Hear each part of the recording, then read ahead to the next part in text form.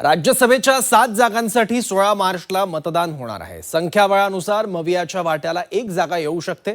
या जागेसाठी मवियाकडून शरद पवारांचं नाव निश्चित मानलं जात होतं। मात्र आता राज्यसभेच्या एका जागेवरून मवियामध्ये विसंवाद असल्याचं दिसून आलं। कारण मवियाच्या वाट्याला येणाऱ्या एका जागेवर आता ठाकरेंच्या शिवसेनेनं दावा केलाय।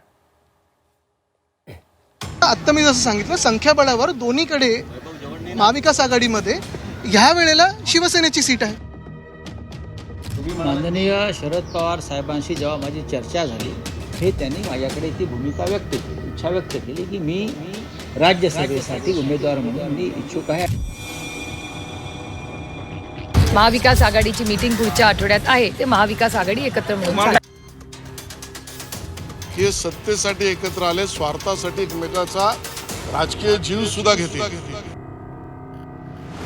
देशभरातील राज्यसभेच्या 37 जागांसाठी निवडणुका जाहीर करण्यात आल्या, ज्यामध्ये महाराष्ट्रातील 7 जागांचाही समावेश आहे। राज्यसभेच्या या जागांसाठी 16 मार्च 2026ला निवडणूक पार पडणार आणि त्याच दिवशी निकालही लागणार आहे। महाविकास आघाडी शरद पवार यांना राज्यसभेवर पाठवणार असल्याचं निश्चित मानलं जात होतं। मात्र आता राज्यसभेच्या एका जागेवरून महाविकास आघाडीमध्ये विसंवाद असल्याचं दिसून आलं। कारण महाविकास आघाडीच्या वाट्याला येणाऱ्या एका जागेवर आता ठाकरेंच्या शिवसेनेनं दावा केला। संख्याबळानुसार ती जागा शिवसेनेची असल्याचा दावा ठाकरेंच्या शिवसेनेचे नेते आदित्य ठाकरेंनी केला। शरद पवार यांच्या नावाची चर्चा आहे, तुम्हाला वाटतं शरद अजूनही पवार बघा, तुम्हाला सांगू काँग्रेसमध्ये का, अजूनही कुठेही अधिकृत चर्चा झालेली नाही। आम्ही प्रेसमधून ऐकतो, पण ही सीट आत्ता तरी शिवसेनेची आहे आणि चर्चा नेत्यांच्या पातळीवर होईल। आत्ता मी जसं सांगितलं, संख्याबळावर दोन्हीकडे महाविकास आघाडीमध्ये ह्या वेळेला शिवसेनेची सीट आहे। आत्ता मी जसं सांगितलं, संख्याबळावर दोन्हीकडे महाविकास आघाडीमध्ये ह्या वेळेला शिवसेनेची सीट आहे। शरद पवारांशी चर्चा झाली तेव्हा पवारांनी आपण राज्यसभेवर जाण्यासंदर्भात आपली भूमिका स्पष्ट केल्याचं ठाकरेंच्या शिवसेनेचे खासदार संजय राऊत यांनी म्हटलंय। मात्र राज्यसभेच्या उमेदवारी संदर्भात तीनही पक्ष एकत्र बसून निर्णय घेतील असं संजय राऊतांनी स्पष्ट केलं।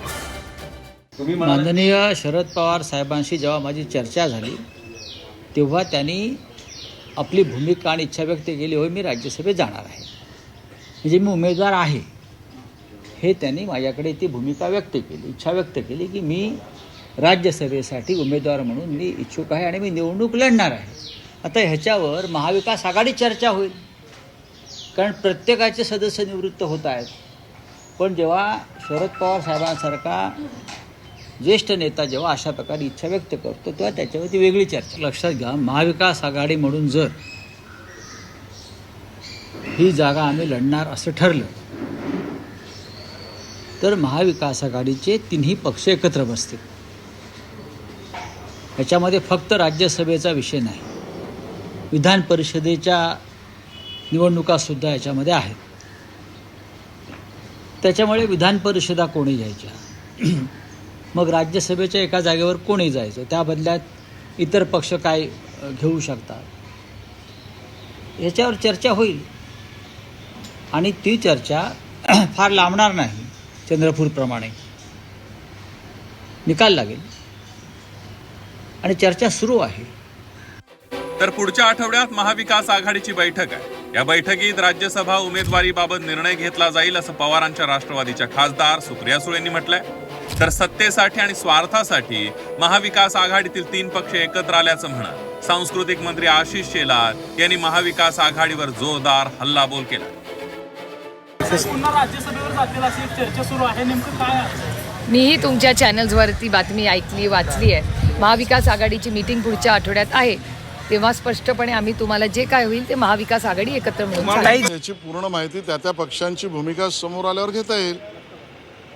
त्यांच्या भूमिका त्यांनी स्पष्ट कराव्यात, उमेदवार टाकावेत न टाकावेत, समर्थन द्यावं समर्थन न द्यावं, एकदा गोष्टी समोर येऊ तर द्या। पण एक गोष्ट खरी आहे, जी आज महाराष्ट्राला कळली, आम्ही ती वारंवार सांगत होतो की हे सत्तेसाठी एकत्र आले, स्वार्थासाठी एकमेकाचा राजकीय जीव सुद्धा घेतील।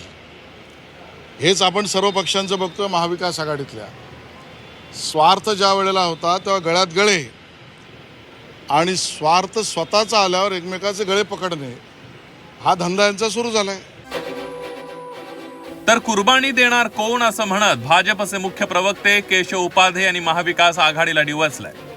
विधान परिषद आणि राज्यसभेच्या उमेदवारीवरून उपाध्येंनी टोला लगावलाय.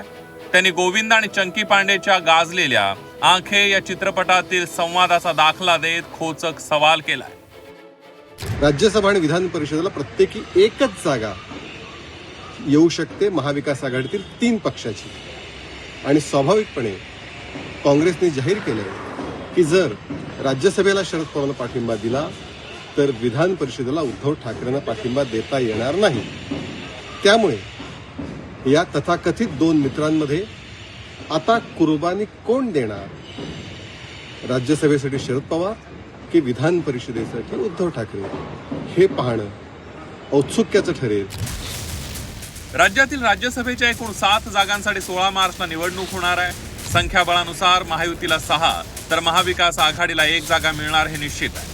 महाविकास आघाडीकडून शरद पवारांचं नाव निश्चित झाल्याच्या चर्चा राज्याच्या राजकारणात सुरू होत्या. मात्र आता या जागेवर संख्याबळानुसार आदित्य ठाकरेंनी दावा केल्यानं महाविकास आघाडीमध्ये विसंवाद असल्याचं चित्र निर्माण झालंय.